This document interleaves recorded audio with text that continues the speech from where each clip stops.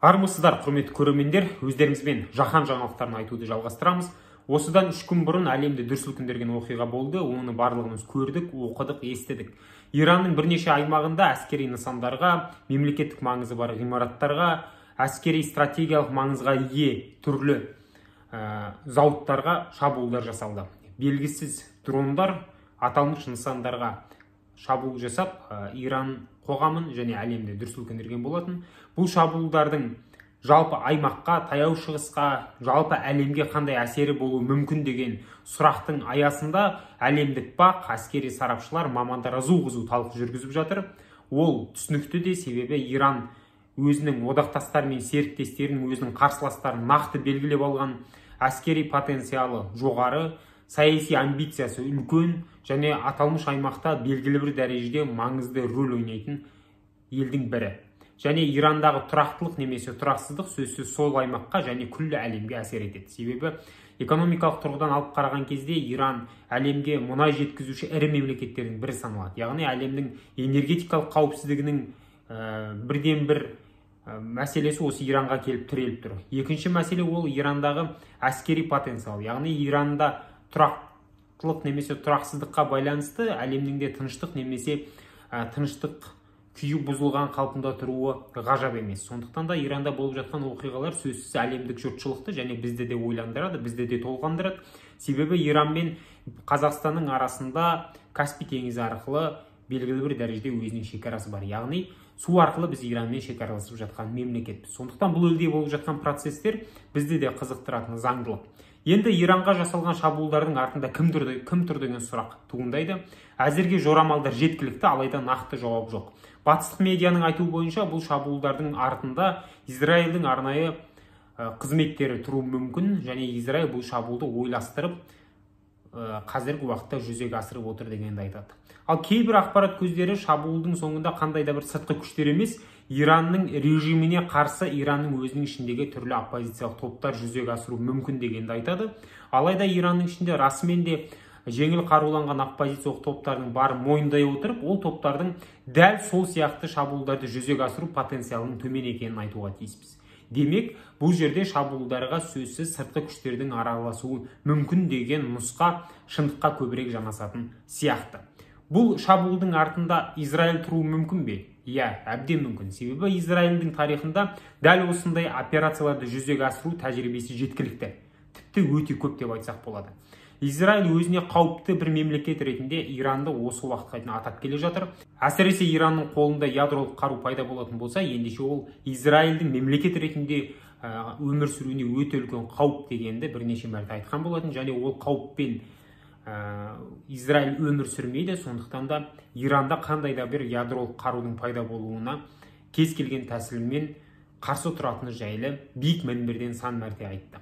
Бұл Израиль тарихында бар тәжірибе, және өзіне қауіп төндіру мүмкін деген мемлекеттердің ядролық нысандарына Израиль бірнеше мәрте шабуыл жасаған, ядролық бағдарламаларды жүзеге асыру мүмкін деген ғалымдардың көзін құртқан операциялары жеткілікті. Сонда операциялардың бірі 1981 жылы 7 маусымда Иракқа қарсы бағытталған еді. Тарихта ол операция опера деп аталады. Израильдің 14 ұшағы Ирактың ядролық қару жасау мүмкін деген нысандарына шабуыл жасады. 1970 жылдардан бастап жалпы Ирак ядролық бағдарламасын жүзеге асыруы мәселесін көтеріп, бір қатар батыстық мемлекеттермен келісімге келіп, өзінің сапалы мұнайын батыс елдеріне арзан бағамен беріп, оған қарымтасы ретінде ядролық бағдарлама жасауға батыс мемлекеттерінің ғылымы көмектеседі деген келісімдерге келген болатын. 1976 жылдан бастап Ирак пен Францияның арасында келісім жасалып, Ирак Францияға арзан мұнай сатты, ал Франция Ирактың ядролық бағдарламасын жүзеге асыруға тиіс деген ғалымдарын оқытты, дайындады. Сөйтіп, Ирак пен Францияның арасында ядролық бағдарлама бойынша келісім жасалды. Ирактың жерінде бейбіт атомды игеретін бірнеше нысан салынды, және бір нысан әскери мақсатта құпия негізде жасалған болатын. Алайда бұл жоспарлардың барлығы Израильға да және Израильдің барлау қызметкерлеріне де белгілі болатын. Себебі Израиль ядролық қарудың Ирактың қолында пайда болуы, ол Израильдің мемлекет ретінде өмір сүруіне үлкен қауіп деп ойлады. Сөйтіп, Иракта ядролық қарудың пайда болуына жол бермеу әрекеттерін жасай бастады. Мысалы 1979 жылы Франция мен Ирактың арасындағы келісімге сәйкес Франция Иракқа реакторлардың бөлшектерін жеткізуге тиіс еді. Алайда Францияның Ла-Сейн-сюр-Мер деген қаласында дайын реактор Иракқа кетуге тиіс сәтте жарылып кетті. Бұл жарылыстардың артында Израильдің арнайы күштері тұр дегенде мағлұматтар бар. Ирактың ядролық бағдарламаларын жүзеге асыруға тиіс ядролық бағдарлама аясында жұмыс істеп жатқан бірнеше ғалымның құпия негізде жоғалып кеткенде де сол кезеңдерде орын алды. Ол ғалымдардың жоғалып кетуінің соңында да Израильдің арнайы күштері тұр деген ақпараттар әлі күнге дейін шығып жатыр, және ол ғалымдар әлі күнге дейін табылған жоқ. 1988 жылдары Иран мен Ирактың арасында соғыс болды. Міне осы кезеңде Иранның ұшақтары Ирактың ядролық бағдарламаларын жүзеге асыруға тиіс нысандарына шабуыл жасауға ниеттенген еді, алайда нәтиже бермеді. 1981 жылы Ирактың қолында ядролық бағдарлама пайда болып жүзеге асып келе жатқан сәтте әне-міне Ирак атом бомбасына қол жеткізу мүмкін деген кезеңде Израиль Ирактың ядролық нысандарына шабуыл жасап, мәселені түбегейлі шешу қажеттігі жайлы құпия кеңес өткізіп, 1981 жылы Израильдің 14 ұшағы Ирактың ядролық нысандарына соққы берді. Соққының нәтижесінде Ирактың 10 сарбазы және Францияның бір ядролық бағдарлама аясында жұмыс істеген қарапайым тұрғыны, яғни әскери емес маманы қаза тапты. Осылайша Ирактың ядролық бағдарламасы тарихтың қойнауына кетті, ал Израиль өзін Ирак тарапынан төнуі мүмкін ядролық соққының алдын алдық деп мәлімдеп, Ирактың ядролық бағдарламасын түбегейлі осы бір операцияны жүзеге асыру арқылы тоқтатқан болатын. Шабуылға қатысқан 14 ұшақтың барлығы дерлік Израильдің аумағына Ирактың ПВО-сының шабуылына ұшырамастан жеткізілді. Осылайша Израиль өзінің бұл операцияны теңдессіз дәрежеде және сәтті негізде жүзеге асырғанын ресми мәлімдеді. Әрине бұл операцияның жүзеге асуына әлемдік қауымдастық қарсылық білдірді, себебі Ирактың аумағына шабуыл жасау ол Біріккен ұлттар ұйымында жазылған жарғыға қарама қайшы болып табылатын еді. Дей тұрғанмен Израиль осы шабуыл арқылы өзінің басқа бір мемлекеттің ядролық нысандарына шабуылды жасай алатынын және оны нәтижелі сәтті жүзеге асыра алатынын көрсеткен болатын. Міне дәл осындай шабуылдарды қазіргі сәтте Израиль билігі Иранға қарсы қолдануы да ықтимал, ал күні кеше ғана болған жарылыстар сондай бір шабуылдардың алдында жасалған қарсыластың зымыран кешендерінің жүйесі қаншалықты шабуылдарды тойтара алады деген сынды мәселелерді анықтау мақсатында жүзеге асқан барлау операциясы болуы да әбден мүмкін. Жалпылай алған кезде Израиль Иранның ядролық нысандарына да бірнеше мәрте шабуыл жасады деген ақпараттар бар. Батыстық медиа ол жайлы түрлі тәуелсіз өзінің сараптамалық материалдарын жариялап келе жатыр.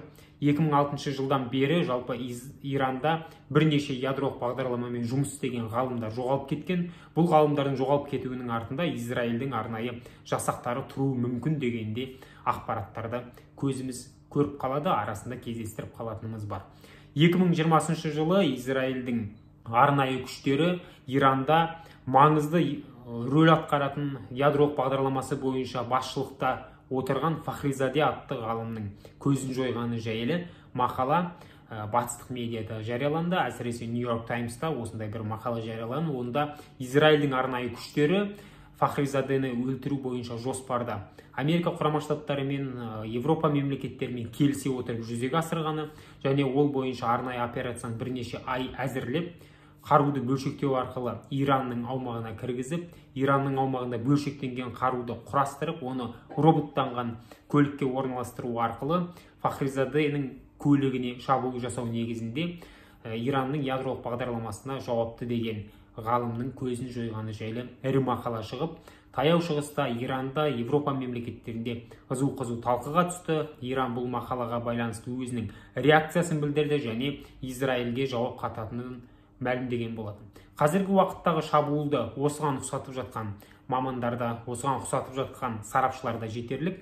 Және олардың айтуы бойынша алдағы уақытта егер Иран осы шабуылдардың соңында Израильдің мамандары тұрғанын нақтылайтын болса, демек сөзсіз Иранның қарсы реакциясы болады. Себебі Иранның қарсы реакциясы болмаса, оны тек қана Иран халқы емес, Иранның элитасында отырған бір қатар азаматтар да түсінбеуі мүмкін.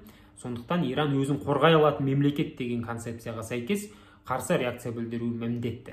Алайда ол реакция қандай деңгейде болады? Ол реакцияны тікелей Иранның арнайы күштері жүзеге асыра ма? Немесе Иранның сол аймақта қолдап отырған күштері арқылы жүзеге асыра ма? Ол жағы белгісіз. Қазірдің өзінде Израильдің арнайы күштері Иран тарапынан қарсы реакция болуы мүмкін деген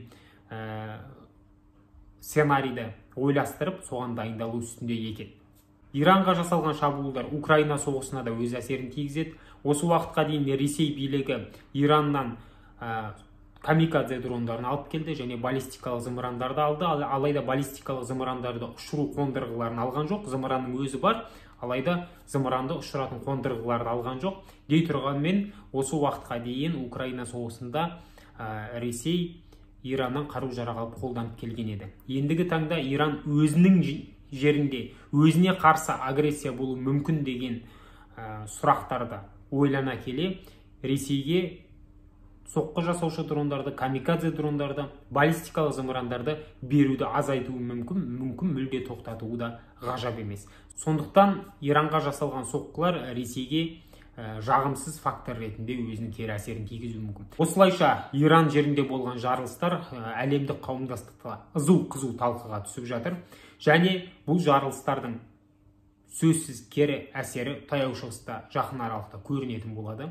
Ол Иран қоғамында да білінуі мүмкін, себебі жарылыстарға сыртқы күштерден бөлек ішкі күштердің де қатысы бар деген ақпараттар шығуда. Демек, Иран қоғамында Иран билігі репрессиялық саясатты күшейтуі мүмкін, және бұл жарылыстарға қатысы болуы мүмкін деген желеумен Иран билігіне қарсы бірнеше мәрте толқуларға шыққан азаматтарды қудалау процестерін арттыруы ықтимал. Ал 2022 жылдың қыркүйегінен бастап Иранның ондаған қаласында Иран режиміне қарсы жүздеген мың адамның көшеге шыққанын біз көрдік. Демек, бұл толқуларға қатысқан азаматтарды осы бір жарылысқа қатысы бар деген желеумен репрессиялау саясаттары қайта басталып кетуі ықтимал. Сондықтан Иранда болған жарылыстар Иранның ішкі саясатына да, сыртқы саясатына да сөзсіз әсер етеді, және оның әсері қандай болатыны жайлы жақын аралықта біз таяу шығыста болуы ықтимал оқиғалардан көретін сияқтымыз. Қысқаша айтқанда осы, сау саламатта болыңыздар.